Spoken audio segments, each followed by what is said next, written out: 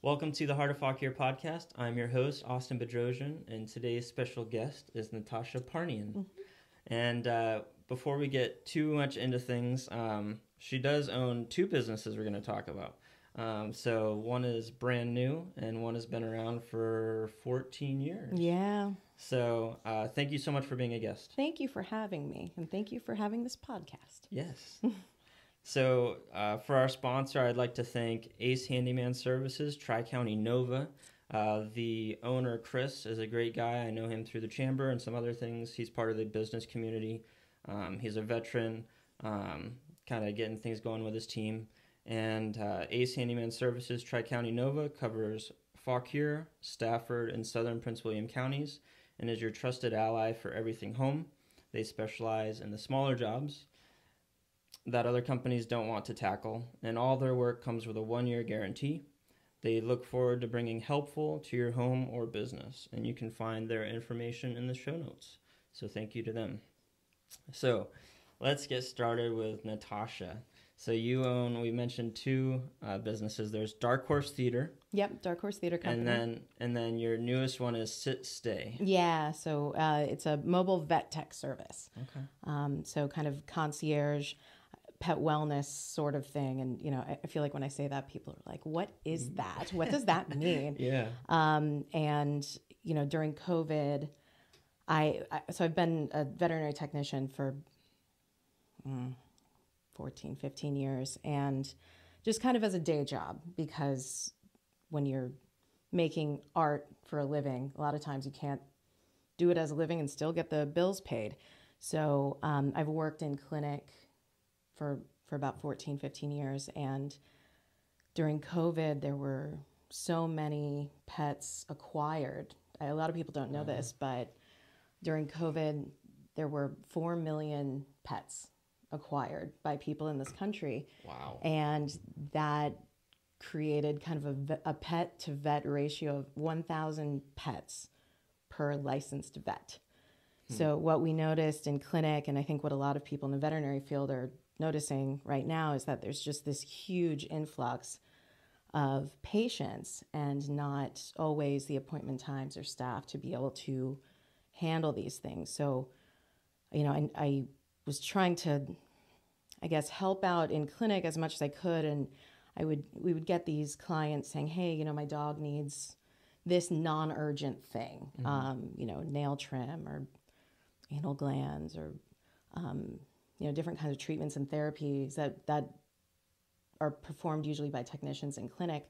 And we were so busy supporting the vets that we had to turn a lot of them away or say, hey, come back in a month, come back in 6 weeks. This is when we can see you. So I saw a need for a business that I didn't see existing in the area. So I thought this would be a good thing to do. And I think I've been able to get to a lot of clients whose patients get very stressed out going into clinic. Like I don't know if you have dogs or cats, but it's like a big to-do sometimes. Yeah. And of course they need to go in for sick things and wellness visits and vaccines and things like that. But the things that can be done at home, you know, those are the things that I can, and the business is supporting and performing. Okay. Yeah. That's really cool. Yeah. Something that came out of COVID. Yeah. Positive for you, and you know, you saw an opportunity, so that's cool. And I guess a lot of people bought, you know, animals and adopted them because you're at home kind of lonely if Yeah. you know Yeah. you're not going out. So yeah. that makes sense that so many animals were brought into homes. So. Yeah. And I was working in oncology over in Vienna the past couple of years, and we had so many clients who couldn't administer medications to their pets, whether the client was geriatric or the pet had special needs or they're just extremely disagreeable with taking medication. So something as simple as that, you know, and me telling them, hey, we can't have you in for this today. We don't have room in the schedule. See if you can find someone who can help you with this. And they couldn't. So this was like, you know, a hole, I think, that people needed help with. Okay. Yeah. So what are kind of the most common calls that you've gotten and everything for this so far? Yeah. Well, it started in April. So Do a lot of nail trims. Okay.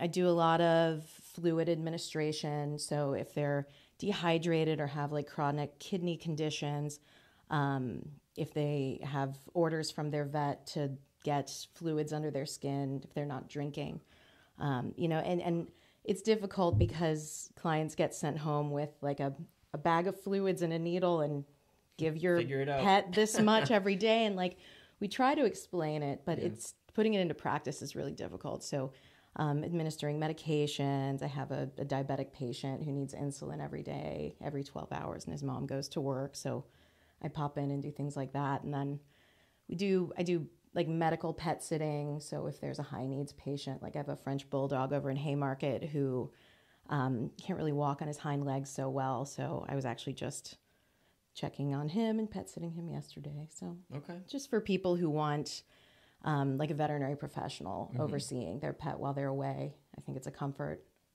Okay. Yeah. So are you still, you mentioned that you've been a tech for, 10 plus years.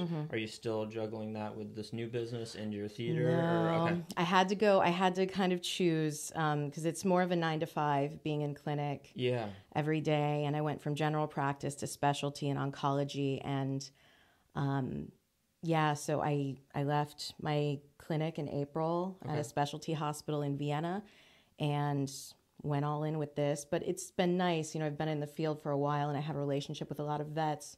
So I get referrals from them. They send clients to me who are struggling with this kind of stuff. And so I went all in being an entrepreneur and a single mom in April. Oh my gosh. Yeah. Okay. Right before summer hits. Yeah. Okay. And some days I'm like, what was I thinking? Right. But it's something I'm proud of. And I think seeing my clients, for this business, for Sit Stay, when they say like, you're a godsend and I've been looking for this and I didn't think this existed. And that makes me feel like I'm in the right place at the right time, Yeah, you're making an impact. For Yeah, sure. yeah. And I saw that your kids are the on staff as expert treat givers. Expert treat givers. They are. My daughter AJ, she wants to go by Aurora now, is a reptile. Is her name Aurora? It is. Okay, my daughter's Aurora. Oh, how old's your daughter? She's 1. She just turned 1. Oh my gosh. We haven't met very many Auroras. There's been, some older ladies that we've met and maybe one other. Yeah. And so I like that name. Yeah, I do too. Oh, I love that. One was really fun. People say it goes by fast, but it really does. Like, she's almost 9.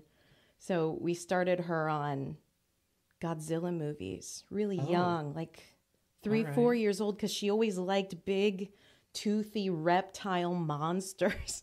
I don't know why, but maybe that's an Aurora thing, because ours is all obsessed, and everything that she has makes a noise, and she chases us with it. I think it must go with the name then, because watch out, because my daughter, this turned into like a reptile obsession. Okay. Now I do small animal things, dogs, cats, I do some livestock stuff, but she wants to become a reptile specific veterinarian of specifically alligators, crocodiles, and Komodo dragons. I do think this started from Godzilla, and we have a blue tongue skink at home, which is like this 2-foot lizard. But yeah, so she helps out if we have reptiles that we do nail trims and pet sitting and stuff. So she gets to come along, and I actually take the kids with me on most calls, and they either hang out in the car, they play, it's kind of a family business, and it's nice, I guess, being able to show them that despite being a single mom, like you can do it all. It's really hard. We homeschool too. It's a lot to juggle, but my parents got divorced when I was pretty young, and it was hard watching my mom as a single mom struggle, to make ends meet all the time. And while we still do that from time to time, it's like, I think it's really important that they see, if you work hard and, if you have support. My ex-husband has been really supportive with the kids, and my fiance has been really like supportive of the business. He's an entrepreneur, and like you can do these things. Your dreams can be. You just have to, have some late nights and some very early mornings, Yes. as you know. Yes. Yeah. You have to have a certain mindset shift going into business, and especially into full-time business, and but you can make it work. Yeah. So You just have to get really creative, and you have to have your why. Yes. Yeah. Really in place, like you were mentioning. Your kids seem to be one of your biggest whys, and that is for us too, because we're gonna look at homeschooling and stuff. I wanted my wife to be at home, and it was like the only real way we can do this is just to go all in with our business. Yeah. So that's what we did. And too. we have a great homeschooling community. I mean, you can find everything your kids are interested in. This is one of the things that surprised me when I moved to Fauquier is like I came from Fairfax County and I moved here about 10 years ago. And I just, coming from like Reston and closer to DC, it just felt like everything was so hustle and bustle. And you come out to Fauquier and it's nice and quiet. And well, what's there to do? But my son Andy loves Pokemon. I mean, beyond. He knows all 2,500 of them. But there are all these clubs and homeschool groups. And I mean, you can find anything you're looking for. So yeah, you guys reach out if you have any homeschooling questions. All right. Cool. So let's take a look at this other business. So we mentioned you had two. So Dark Horse Theater Company, you have 2 locations for it. It's been around since 2009, if I remember correctly. Yep. So how did that come to be? So I had always been very interested and passionate about theater. I mean, when I was a kid, my mom ran an in-home daycare, and I was always directing, like, whether the kids enjoyed it or not, I was directing them in like productions that I think they enjoyed it. But we rehearsed a lot, productions of Annie and stuff. But I was really interested in acting when I was in high school, and I was an actor for a short period of time professionally in the DC area and Charlotte after. But I went to college in Charlotte, and during that time, I got an audition for a professional theater there, and I didn't get the part. I was never I liked acting, but I was never really on fire about it, and I got offered like an assistant director position with that production at the Carolina Actors Studio Theater, and the man who was directing that show, who's now my mentor, kind of led me to directing. I think he saw that I had a skill set that would be really excellent for that, and kind of a passion for it. And I fell in love with directing and producing shows. It just was, I found it to be so challenging and so fulfilling. And I mean, it's a position of such responsibility to know the show, the text, the ins and outs of everything top to bottom. It really like became my wheelhouse. And so I came back to the DC area, and I started this company in Adams Morgan in Washington, DC in 2009 with my very dear friend Ariana, and we started building this thing. And when I got married and I moved to Fauquier in 2013, I started kind of scoping out the theater scene around here. And, there's some really great community theater groups, but there wasn't a professional theater group doing kind of black box plays and lesser known works and things like that. So I kind of took the leap and decided to move the group from Washington, D.C. to Warrenton. And we began kind of looking for a space to live in.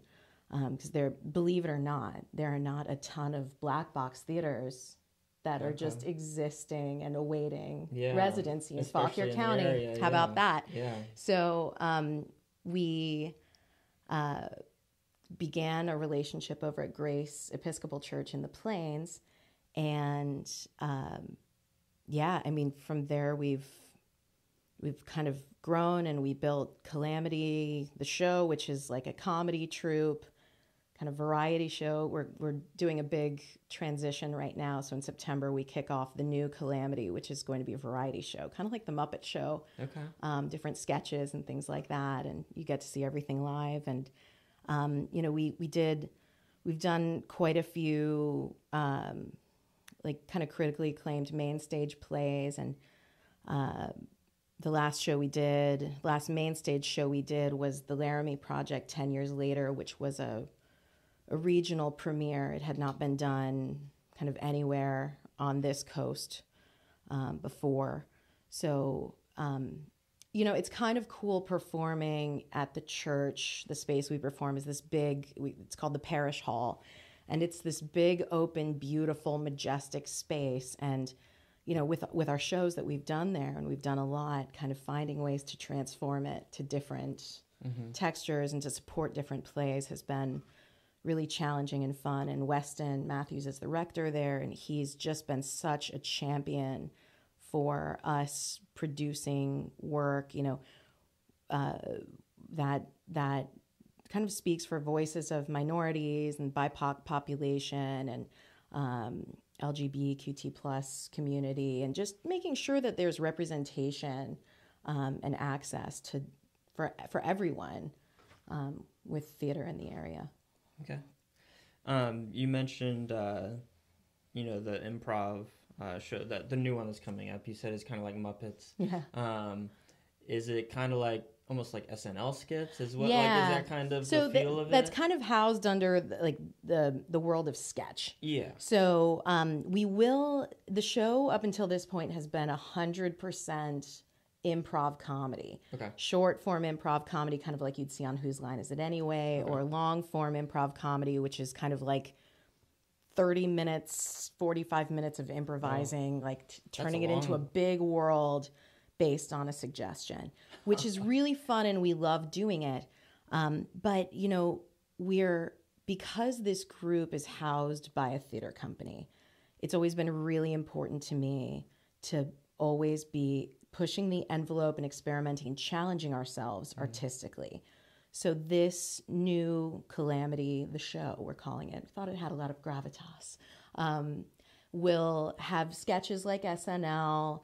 We're kind of brainstorming and creating, we have use of these really incredible puppets, and we have musicians, and it's a variety show. It's just going to be this really cool variety show, unlike anything that exists in the area I've looked. So I think we have shows in the Plains every other month, and next year I think we're going to kick it up to every month. It's just been, a lot of people don't know it exists. Yeah. And as you know, with marketing now, it's kind of hard to figure out how to market these days.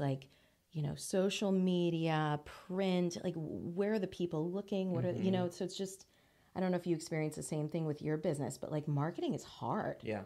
Yeah.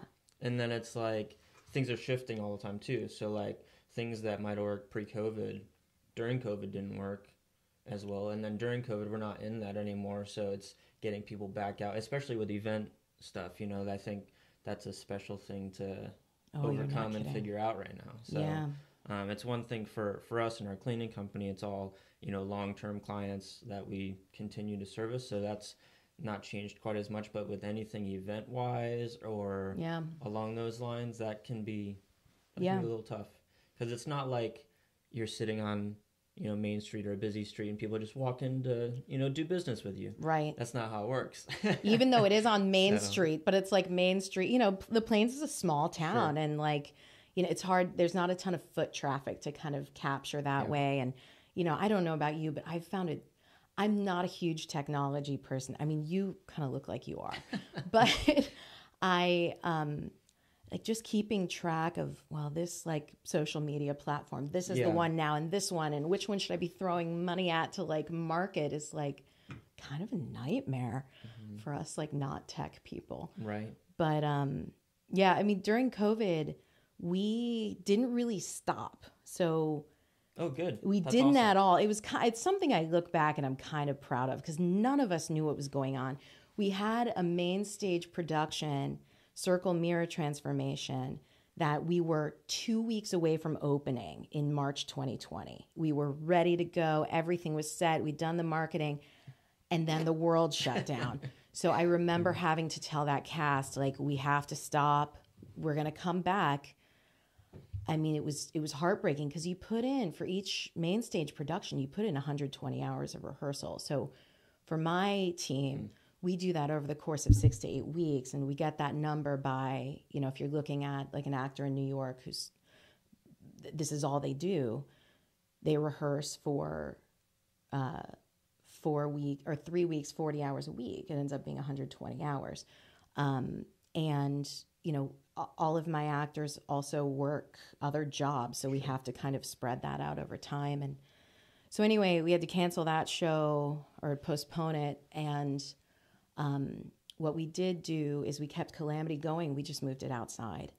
And then we did a couple of outdoor Shakespeare in the Park sort of things. We did a production of Midsummer Night's Dream. My colleague came up with the name Amid Social Night's Distance, which I just loved so much. And we did it outside over at our other residence in Herndon. And then we did Twelfth Night, and we were able to bring it over to the church, which we did in the beautiful courtyard there. And yeah, so we kept Calamity going, and we were able to keep Main Stage going. But yeah, it's been hard. I've been, you know, we're in pre-production for some Main Stage plays because there are a lot of people saying like, hey, when are your plays coming back? And it's difficult. I think universally theater makers are struggling with this right now because, you know, to get the rights to perform costs money. It costs a significant amount of money. And if you know that you will get your usual audience, it's no big deal paying that money up front and kind of investing in that. But it has been, I mean, I have friends who run other theater companies. Everyone's struggling with this. You know, are the people going to come? Yeah, because you got to pay whether the seats are filled or not. Exactly. Yeah, so it's like care. You do that, and I mean, it could be for a smaller theater group. I mean, even for the bigger guys, it could be catastrophic if you make the wrong decision or the people don't come. So support your local theater people, wherever you are. Yeah. Okay.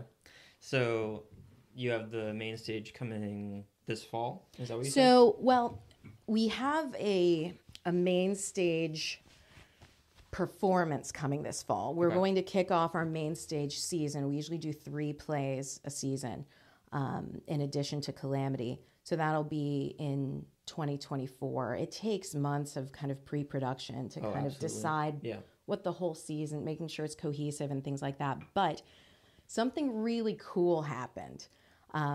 Earlier this year, the Paragon Philharmonia, which is like a classical music symphony. I'm sorry, Paragon Philharmonia. I'm kind of butchering this. But a Philharmonia, I think from what they told, is like a small symphony, like a mini symphony.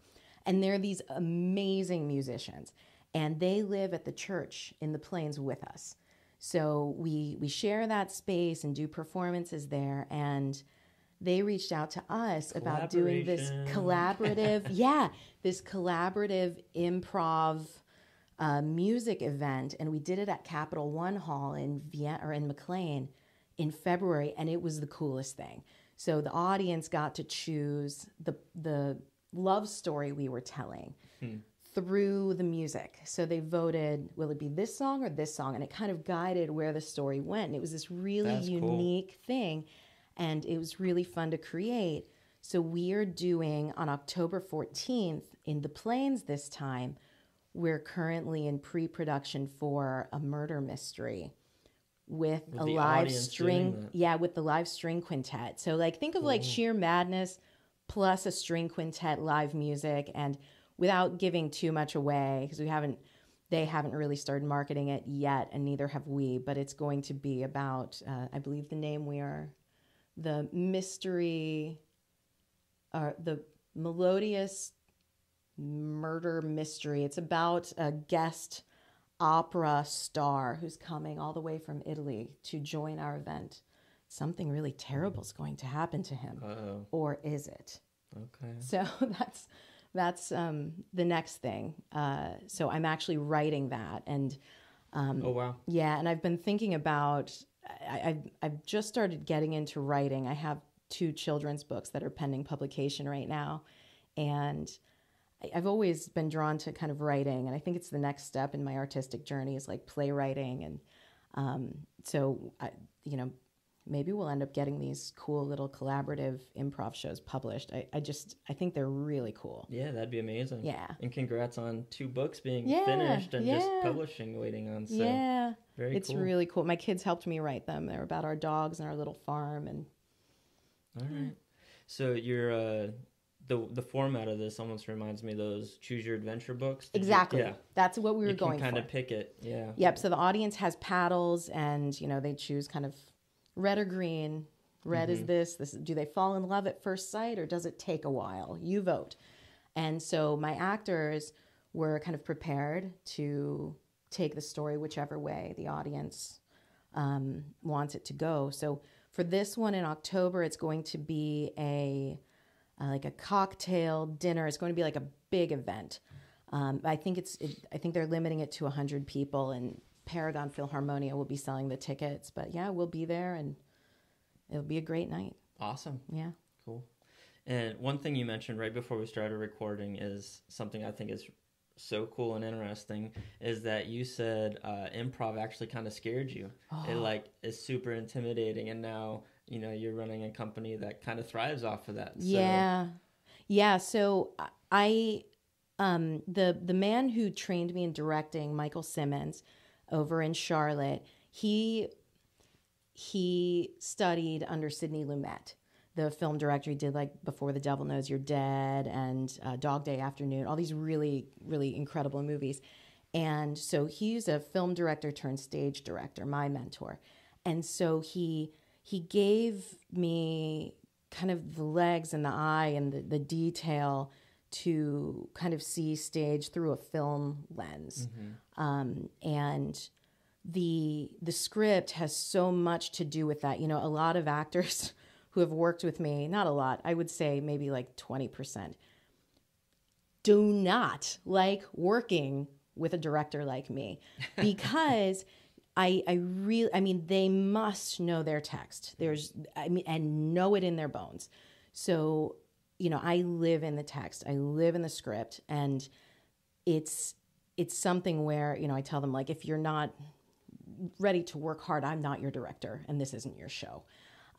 So I've always, since my training and my apprenticeship in Charlotte, I've just been meticulous about text work and script. So it's like, enter improv, and I knew that I wanted us to have like a comedy leg and an improv leg of the company, but I had no idea how to make it because, again, I'm a stage director. Yeah.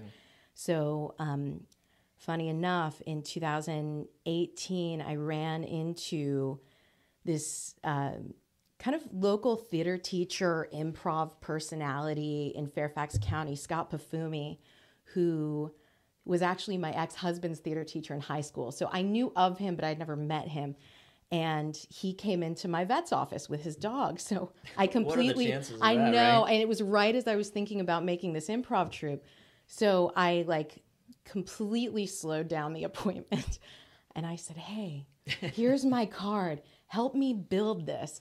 And so we started in 2018, and we had 4 actors come out to the audition, and we cast all 4 of them. And Scott decided to stay with the group, and we're actually, the 2 of us are like the only kind of original Calamity members still standing. But, everyone's we've had some people move and kind of change paths and things.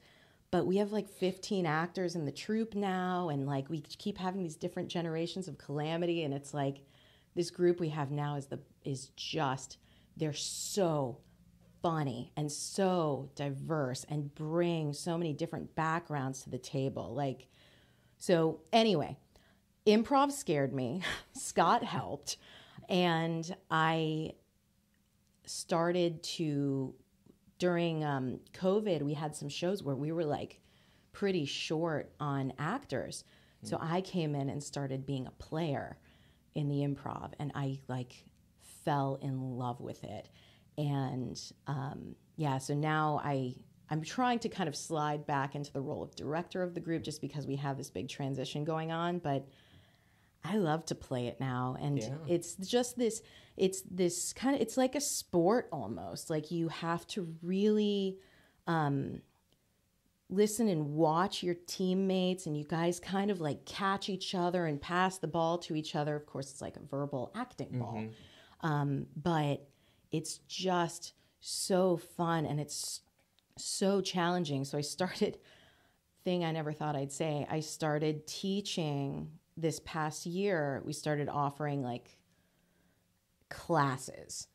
These are things that that actors would normally only get in a rehearsal setting, whether it's a calamity rehearsal or a main stage play. So we've started to kind of move into that. And I just never thought I would be teaching an improv or comedy class. You know, just never thought but it's great. I mean, it's so much fun. And I was telling, so Ralph with Mad Magic, who you interviewed a couple weeks ago, his wife is in one of my acting classes, and I emailed her on the way here and I said, hey, I'm about to go. Your husband was just here. It's amazing. Yeah, this very seat. Yeah, I know. Right. Okay. It's funny. So I do want to talk about classes next, but first you brought something up that I don't know if you've seen this connection or not, but your interaction with improv, how it kind of scared you. You had someone help you, and now you love it. Yeah. Do you see a comparison of that with entrepreneurship and going into business? Boy, have you seen that? Or yeah. I'm sure you have too. I think everyone who's been in this seat has. It's like, I guess. So I tell my actors when I'm working with them, like, the truth that you're working with is true until there's a truer true, okay? If that made sense. I get it. So it's like my world had always been, you know, I go to work, I clock in, I do my job, I like my job, I come home, I have left my job, and I do it all again tomorrow. And this is the rhythm of the life. And that felt very true to me. Until, and I actually think my divorce was a big push for this, was to really make something that is sustainable, like for my schedule, my mental well-being, my kids, their well-being, keeping food on the table. And it's like super scary. Like I had been dancing around turning this, and I'm talking about Dark Horse because I didn't even know Sit Stay was going to exist.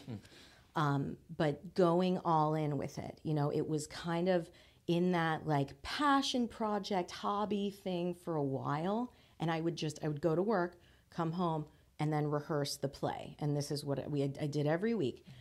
And it's like, once you kind of start understanding what it can be and kind of mentally reaching for that, it's undeniable and it becomes a truer truth.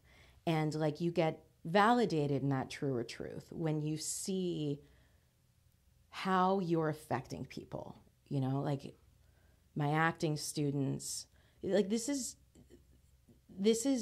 so many of them like gave up theater and acting. They loved it. But there's no room for that in your adult life. You can't play, you can't do art, crazy. But giving an opportunity to student actors, working actors, you know, to be able to kind of create the opening for them to get back in at any level. I mean, it's affecting their world. And, you know, by proxy, it's affecting mine. It's validating this is the right decision. You're in the right place at the right time. This is now true. This is your world, and this is now true. So, you know, but super scary. So scary. You know, especially like when you're in the beginning, when it first, like you're getting just little trickles. Like Google sent me... I started Sit Stay in April, and Google sent me an email in May, and it said, you had 5 visitors to your website. Congratulations. Like, it was the Solid. most patronizing email I'd ever received. Thanks, Google. But, you know, and I talked to my fiance who runs his own business, and I said, hey, like, have I made a mistake? Like, I can't do this. And he said, this is how it starts. Like, you just have to keep, like, trust the process and just keep putting yourself out there. And like, just last week, I got 5 new clients for that business, and we're enrolling for classes for Dark Horse. And I mean, it's nice though. Some people might be like, well, these are like 2 totally different businesses. Why? They're unrelated. But I'm like, I'm a Gemini. For those who They're believe. both passions for you. They're both passions, and it's like one satisfies my right brain and one satisfies my left brain. Like, there you go. I'm somewhat clinical and methodic, but I'm also extremely creative. And so like, I kind of get to operate in both realms with this, and it works for me, you know, like it makes me happy and feel fulfilled. So does it make it so you don't get so exhausted from things as well? If you're going from, you know, this type of work and then evenings and weekends you're doing this kind of work, or is it, do you not see much of a difference? I don't, well, not with that. Works, it's because the schedule, you know, I'm teaching classes during the week, you know, like right now, because I kind of make my own schedule, but it's got to be when people need it. So like my day to day, talking to you, which is wonderful, by the way. This is a great podcast, and I'm so glad that you're highlighting the amazing people of Fauquier. Like, this is why I moved to this place, is there are incredible business owners here. So podcast, and I'm going after this. I'm coaching an actor for a TED Talk that's going to be in California in September. And then I'm going home and taking care of my animals and my little farm. And then I'm going to an appointment for my diabetic patient. So it's like always from one thing to the other, and then school's starting back again. So we usually do our homeschooling in the morning, and then I set up appointments and work in the afternoon. So I wouldn't say that it's less stressful or more relaxing, but the fact that I am doing it for me and for my family, and like, you know, if it flies, the benefit is for us and for our community, versus, you know, like a lot of the clinics that I work for got bought out by huge corporations, you know, instead of like feeding the pockets of like Joe Schmo in California who's a millionaire. It's nice to, you know, represent yourself in that way. Yeah. Building your own dream and having that touch with the clients. Yeah. They know who they're dealing with for sure. Right. Yeah. Right. And I think those relationships, you know, I guess you had asked earlier about the fear, right? Like the fear of doing this. And everything's filled with fear right now. I mean, now especially, I just think like, you know, the wildfires and like the political, it's just a lot right now. The world can be a really scary place. And it's like you see these people in our community. When I moved here, like I started Kathy Johnson Woods over at Woods Gymnastics. Like I had gone by there because I was also a part-time gymnastics coach.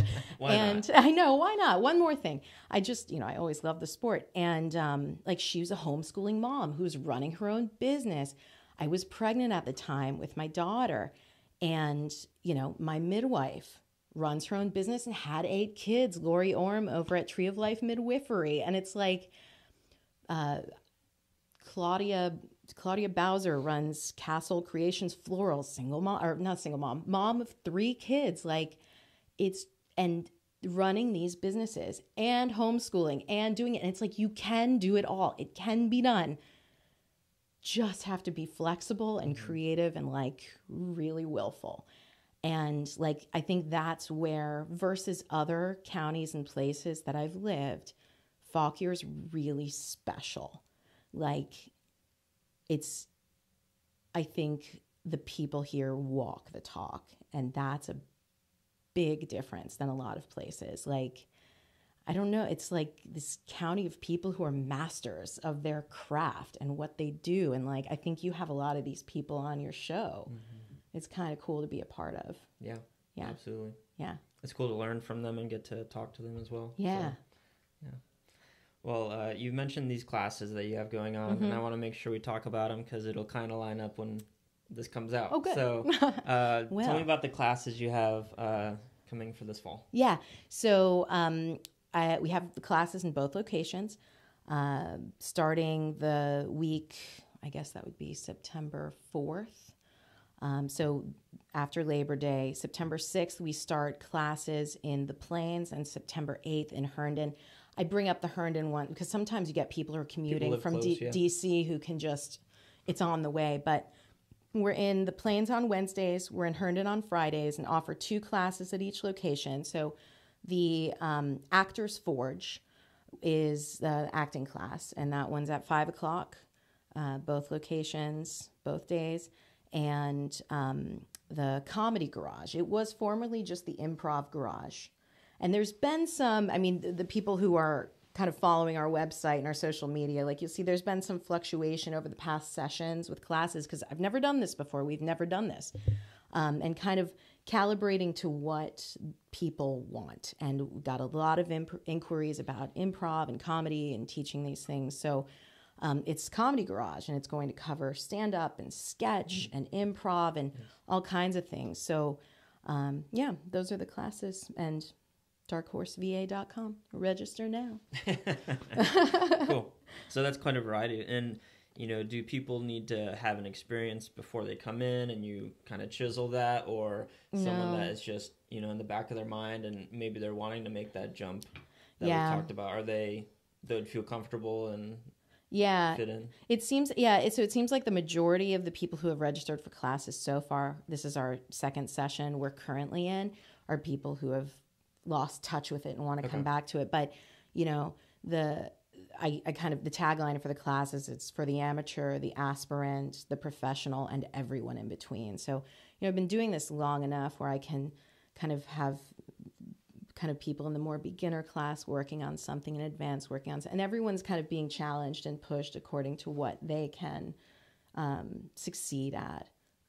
Yeah. Okay. So all levels, to answer your question. Awesome. Very cool. And that goes for the Actors Forge as well, I assume, for both of them. So. Yeah. Okay. Awesome. Well, thank you so much. Oh, thank you. This was so fun. For being a guest and sharing about your businesses and just chatting. So people can find you for both businesses. So for Sit Stay, they can find you at your website, sitstayva.com. Okay. Yep. And then for the theater, darkhorseva.com. We've got a Virginia theme going on. Yes. Just thought it rolled off the tongue better than darkhorsetheatercompany.com, which was our old website, but Theater RE. Okay. So that was a lot of fun to tell people. Go to my website. This very simple website name. Okay, so it's RE. No, it's darkhorseva.com, but I used to have to say it. darkhorsetheatercompany.com. Theater RE. Yeah. Because there's the 2 ways, the fancy way and then the movie theater way. Okay. So definitely check out her websites, social media as well. Yeah. And, look at these shows coming, and I think the one where you kind of have audience participating, that's so cool. So that needs to be packed out. And if you're interested in the arts for yourself, then definitely check out these classes and, learn from what they're doing and, work on your own dreams. So I love that. All right. So thank you again. Thank you, Austin. This is great. We'll see you guys next time. Bye.